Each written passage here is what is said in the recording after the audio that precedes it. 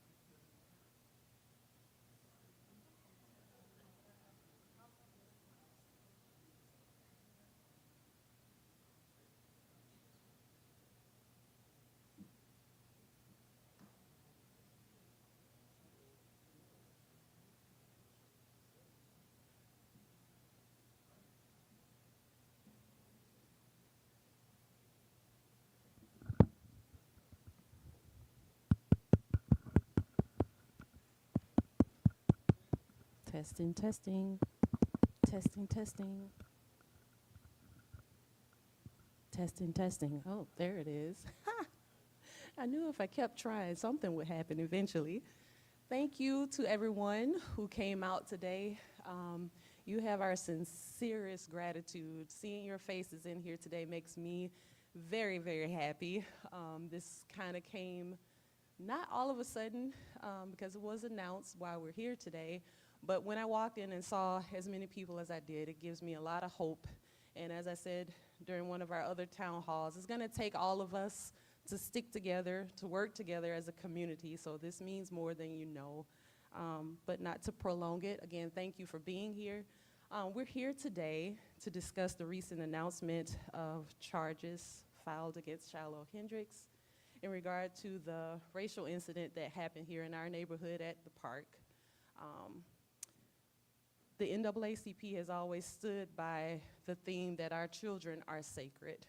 That went out in an email to various members on the mailing list, but we do hold that as one of our key pillars. We have to, the children are our future, and so we hold them sacred. And keeping that in mind, at this moment, let's take a moment of silence to remember those families that were affected yesterday during the mass shooting, because children affected anywhere should be our priority. So at this time, if you wouldn't mind, let's take a moment and reflect.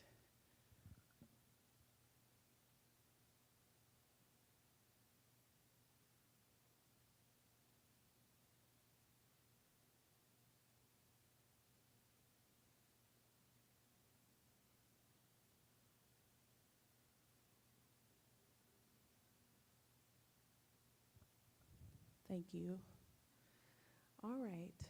Again, we're here to give our official address regarding the city attorney's charging decision and outline next steps.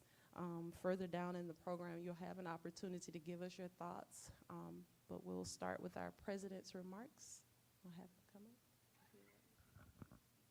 come up. Thank you, Jessica. So first of all, I just want to thank you all for being here. We know that this is it's a serious situation. We know that you care about our community, and we just thank you for bringing light to this. There are things that we'd like to be doing differently, you know. So number one, we don't want to be here. We'd like to be focusing on other things. But it is important, you know, our children are sacred, and so it's important for us to really talk about the impact of our children, how we protect our children. I just want to thank from my executive leadership committee. There are others that are not here. Our secretary, Cleo Pearson, our chair of environmental and climate justice, Mrs. Jessica Phillips, our assistant secretary, Dr. Elegbede, and our executive committee at large, Mr. Phil Wheeler. So before I go into our prepared statement, what occurred yesterday in the cities was just horrible. And you know, as a nation, we need to figure out a better way, a better path. You know, that includes looking at gun laws, that includes investment in, you know, mental health, that includes investment in education and community support. And unfortunately, when we look at, you know, just today is, you know, it seems like, you know, all of the teams that we've been having from yesterday to what we're going to be talking about, and even 70 years ago. So, you know, the murder of Emmett Till, today is that anniversary. And Emmett Till's mother said, "The murder of my son has shown me that what happens to any of us anywhere in the world had better be the business of all of us." And that is something that is so, I mean, that's the reality of today. You know, the hurt, the pain, the murder of children, the trauma inflicted on them anywhere, it should be all of our business.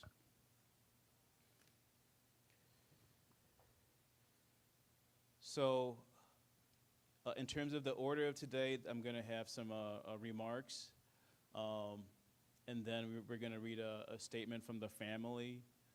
We'll have opportunities for you all to ask questions. and basically then we'll sort of wrap it up. So we're just going to keep it, nice and tight. So as a NAACP, we stand before you today because justice and accountability must not only be pursued, they must be seen, heard, and felt in our community. The City of Rochester's Attorney's Office has charged Ms. Shiloh Hendrix with 3 counts of disorderly conduct in connection with the April 28th Soldiers Field Park incident, and these charges come after her racially charged attack and trauma directed at a vulnerable black child living with a disability. Now, for the Rochester branch of the NAACP, this case is about justice and about accountability. Our children are sacred, and the attack and the actions, on this child was an act of cruelty rooted in racism that inflicted lasting trauma. This is not about freedom of speech. It's a lot more than that. So we welcome this charge and decision as a first step, but let us be clear, our work does not end here. We are going to continue to support the family. We're going to continue to stand with our community, and we demand accountability to ensure that justice is not just symbolic but real. Also want to thank the City Attorney's Office for their leadership in this. We asked for a lot more charges that we felt were appropriate. They did their due diligence, and this is sort of where they landed. And we respect that. We're going to continue to pursue, and we call on the county attorney's office to really look at everything they can do. There's a lot more than meets the eye. There's some things I'm not going to share, but trauma was inflicted, So we welcome these charges. Now, when I, alongside our executive committee, met this young boy, very quickly, less than a minute, about 30 seconds, you knew what the family was going through. Ms. Hendrix knew that. If the child was here, you guys would know what the child was going through. Mrs. Hendrix saw that. And despite that, she brought, inflicted harm. She inflicted trauma on the child. And she continues to show no remorse, continues to try to fundraise and take advantage of this vulnerable child. And so accountability and justice is essential. I mean, that's why we all stand here today to say that, when you're traumatizing our children, any child, you need to be held accountable. When you're trying to double down, triple down on that harm and make money off of that is a sad state of affairs. So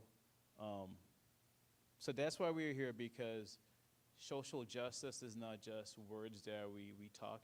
There has to be action. And so we appreciate the city attorney's understanding the seriousness of this, and we appreciate them for their leadership. Now, for the family, we say this: you are not alone. We continue to stand with you. To our community, your presence matters. We need you to continue to stand with us, not only today, but every day, in the fight against hate, discrimination, and injustice. And to those who think that hate has a home, we're going to be really clear that hate has no home, not in Rochester, not in our town. The mission of the NAACP is seeking justice, protecting the vulnerable, and demanding accountability. And together, we're going to break that cycle of hate. So just a brief statement, and we'll go into questions.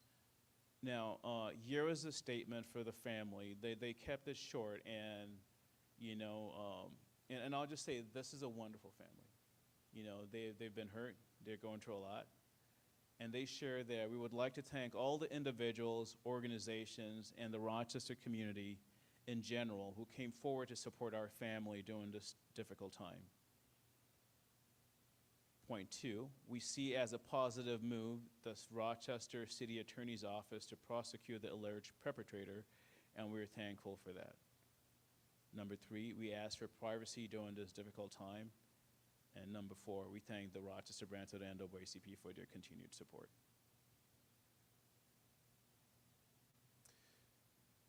So So that's where we are here. I know there's been, at least from the news reports, Ms. Hendrix has said she's going to be fighting this. She's going to be seeking more money. She's bought a whole big land. We're not going to concern ourselves with that in terms of what she wants to do. We are not here for taking advantage of the public and lying and trying to, take money from the public. We're focused on social justice. We're focused on this child. And with that, I will open it for questions that you guys may have.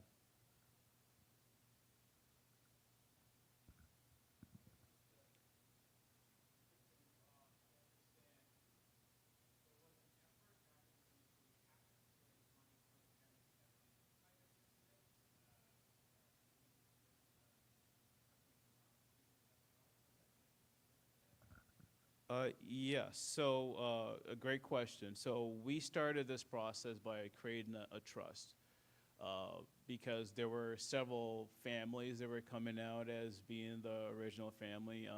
I know there's been a report on what the law enforcement is going to do with the other family, but there were two families. But yes, so we created a trust. We worked with a local a law office in Rochester. The trust has been signed, has been notarized. We've worked with GoFundMe, and the funds have been transferred. And so if you can write other questions for us, and then we'll have our exec members bring it up. Sure, go ahead.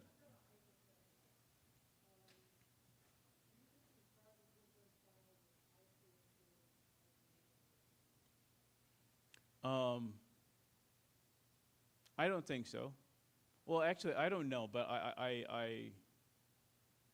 I'll answer it this way. There have been numerous incidents that have been open, that have been really clear, that we've had no movement, from the city or county's office. Now, for example, we look at the incident that occurred on the bridge, the fact that there was not even a charging decision, not even a public nuisance. There's just some things that are really, and we're not looking to damage anybody's lives. We're just looking to hold people accountable in justice. So to your point, when we look at the incidences that have occurred in Rochester, there hasn't been accountability.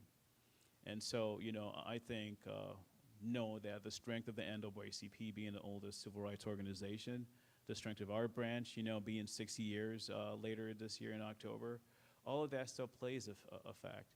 And I'd also like to hope that, the city attorney's office, they basically needed to do their due diligence.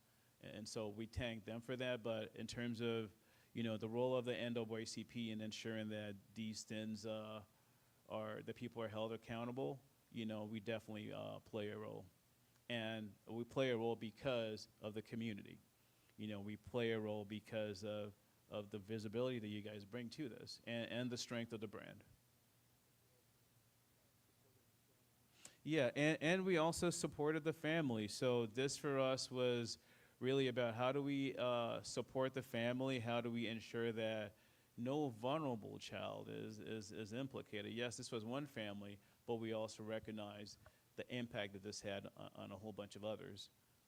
So yes, we played a role, but I am just, in terms of leadership, it takes a whole village. And so we've played our part as a civil rights organization, and we are glad that the city, and city attorney's office are playing their part. And we call on the county's office as well as other organizations to play their part as well.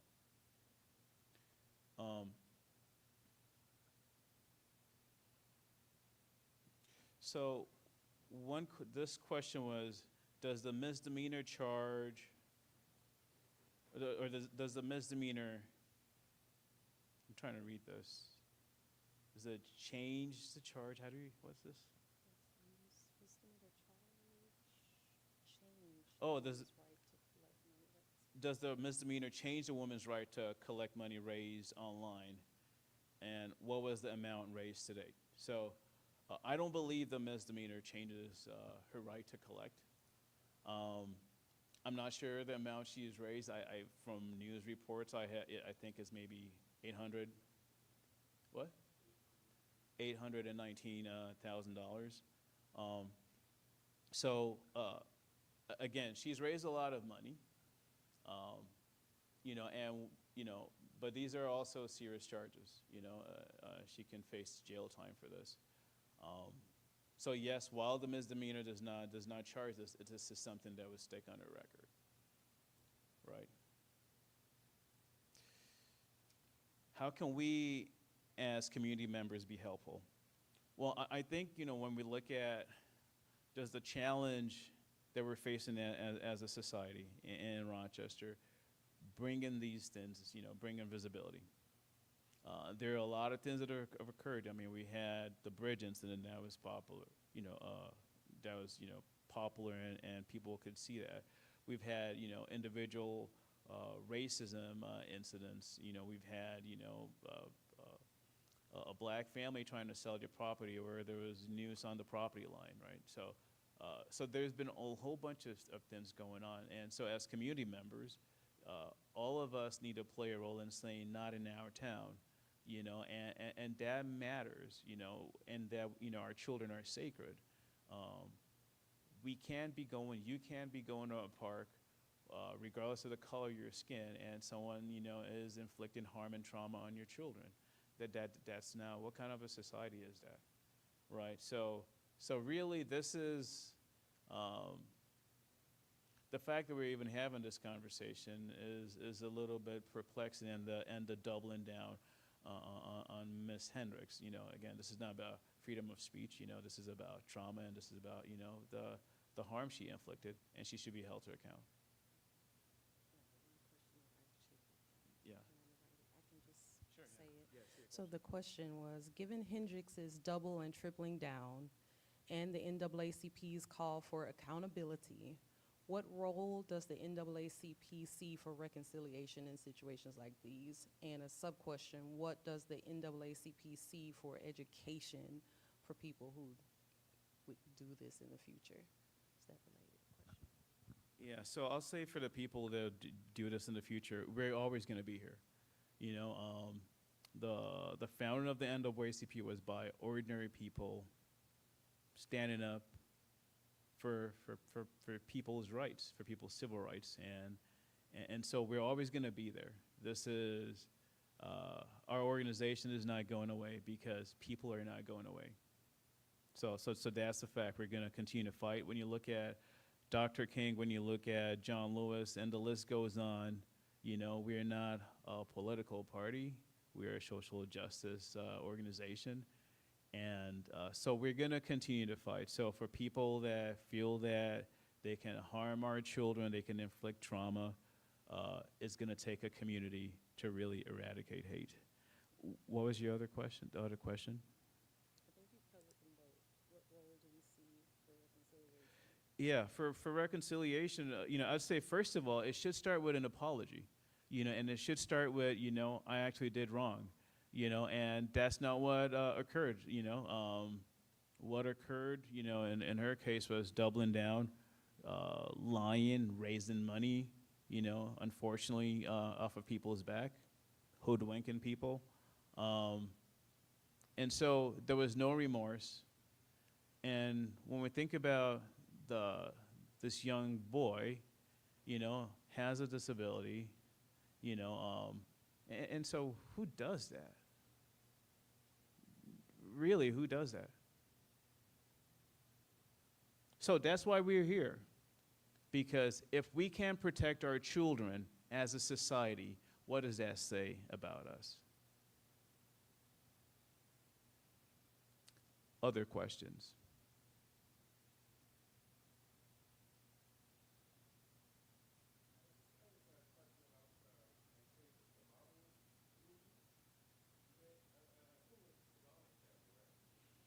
Well, I'm not going to confirm or deny anything. Okay?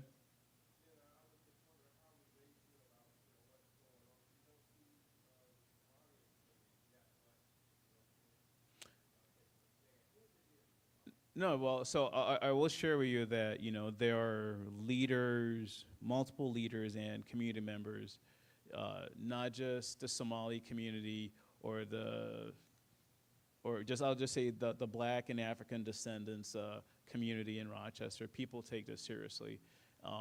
The family takes it seriously. The elders in our communities across, different categories take it seriously. And so we've been in contact with a lot of different local leaders on this. Other questions?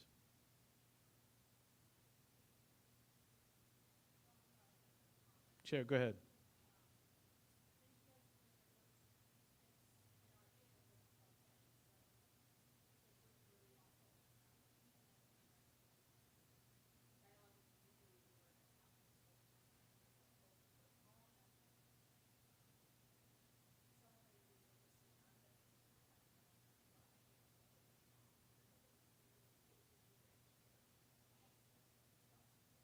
Yeah, I appreciate that. It takes a whole community. It takes a whole really takes a whole community and just engaged members.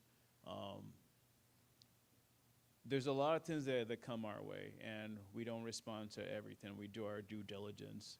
Um, when we saw the incident that occurred, that was bad enough, and we knew we had to support the family and protect and all that. When money was being raised, um, that really upped it up because as a society that sends a dangerous message, right? That you can inflict trauma. You can insult a vulnerable child, you know, and then you raise money off of that. So that has nothing to do with freedom, with one's freedom. And so that's where the accountability is. And while I would have wanted more, at least from a city perspective, this is a good first step. So yes, we are, we're not going away because people are not going away and because we have good-hearted people and because, the founding of our country, when you think about civil rights, when you think about social justice, I mean, this is the work. This is the work that we all have to do. So I encourage you all to engage with the NAACP. You can engage with your time, donate your time. You can donate your money. No one makes a salary, in this job. We have other roles that we do. So again, this is all our volunteer time. This is our time from Dr. King. He never made any money off of this and others. So again, this is the model that we have is a model that has been there forever. So again, so donate your time, donate your money, advocate for us, and be present. Maybe we can get 2 more questions and then we can wrap it up if there are no additional questions. And maybe there are some things that our exec members want to share. Yes, please go ahead.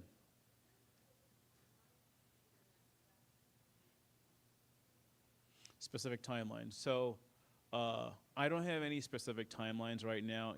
I think from like the city attorney's office, they'll proceed and they'll handle that from like from a legal proceeding. It can be fast or it can take a long time. So it's but this is an important first step of she has been charged with 3 counts of misdemeanor.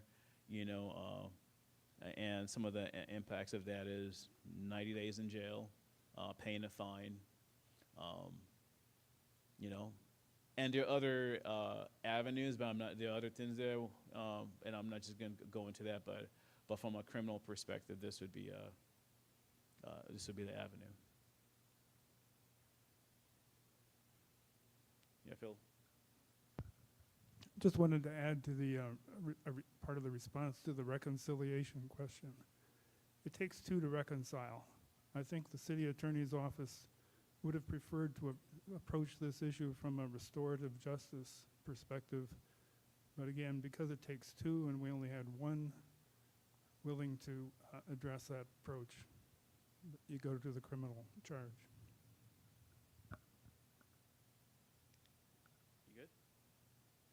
Okay. Well, if there are no other questions, just we're going to be at this. Um, uh, the child needs a lot of support. I'll just share that we've been working closely with the family, very, very closely. They have our full trust. We know what they're going through. They're going through a lot. The family's going through a lot. Very kind family, very humble family. I mean, on a scale of 10 humble, I mean, they're in 10. Just very humble. They doesn't want no stress, and this is not something that was, that they brought. This was inflicted on them. And they really deliberated. They understood that, look, we need to seek justice for our child, but there's also a broader impact on the community. And so I've never met a family as fantastic as they are. And so it's just unfortunate that, this occurred to them. And we thank the city attorney's office for their leadership.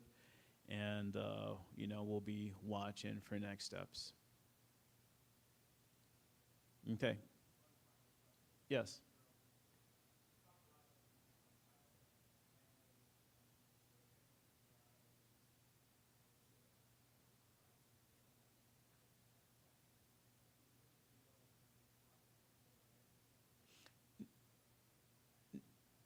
No, I'm not going to comment on that. I'm only going to, what has been publicly shared is this child has a disability, and that's all. We'll leave it at that. Yeah.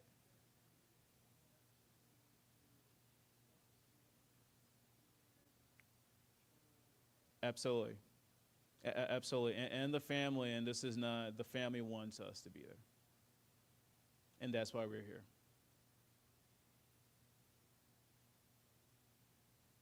Okay, so, I think the role, if there's one last message just to share, there is a role that the public plays in this.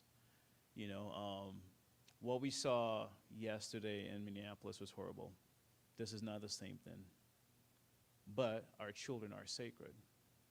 And whether it's, 70 years ago from Emmett Till, whether it was what occurred yesterday, or just, an adult, inflicting harm and trauma, we need to make sure that in our community, children are sacred, that people are protected, and that when you do, actions like Ms. Shiloh did, that you're held to account, and we have legal apparatuses in play to ensure that, people are protected. So again, just some more to come, but, we think this is a good first step. We're going to continue to support the child throughout. We're going to continue to support the family, and they need a lot of help.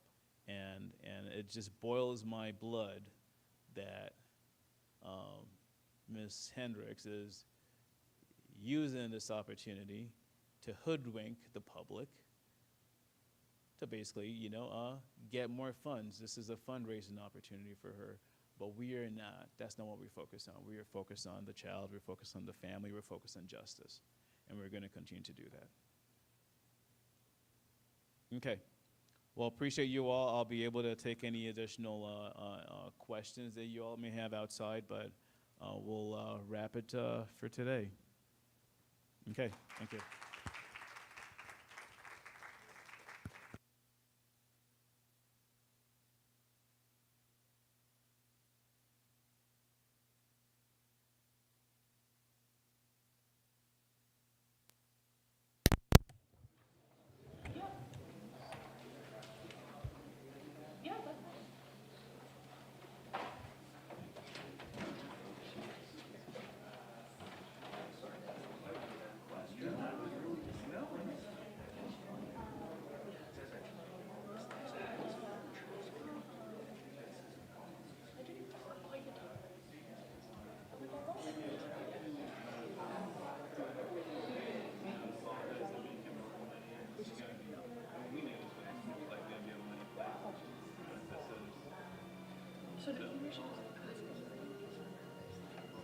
Where do you want me? Maybe we could do it just out in the hall there. I'm going to grab my camera real quick. Hi, Jacqueline. You're still you, Heather.